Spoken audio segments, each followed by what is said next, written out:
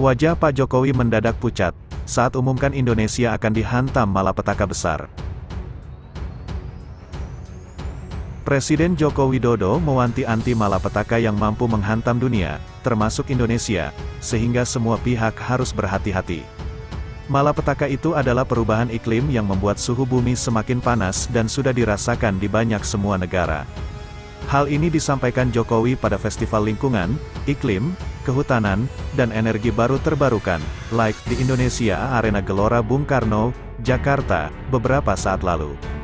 Hati-hati, ancaman perubahan iklim sudah nyata dan sudah kita rasakan dan dirasakan semua negara di dunia. Suhu bumi semakin panas, cuaca juga semakin panas, kekeringan ada di mana-mana bukan hanya di Indonesia saja, tegasnya.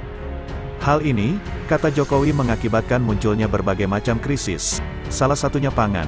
Banyak negara kini kesulitan untuk mendapatkan pangan, baik dari produksi dalam negeri maupun impor.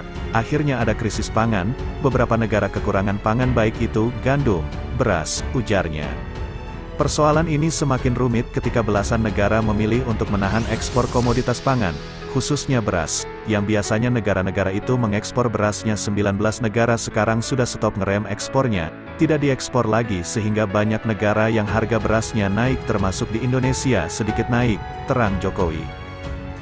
Presiden Joko Widodo mewanti-anti malapetaka yang mampu menghantam dunia, termasuk Indonesia, sehingga semua pihak harus berhati-hati. Malapetaka itu adalah perubahan iklim yang membuat suhu bumi semakin panas dan sudah dirasakan di banyak semua negara.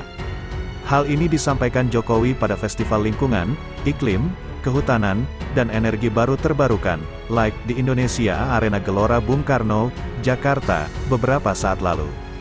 Hati-hati, ancaman perubahan iklim sudah nyata dan sudah kita rasakan dan dirasakan semua negara di dunia. Suhu bumi semakin panas, cuaca juga semakin panas, kekeringan ada di mana-mana bukan hanya di Indonesia saja, tegasnya.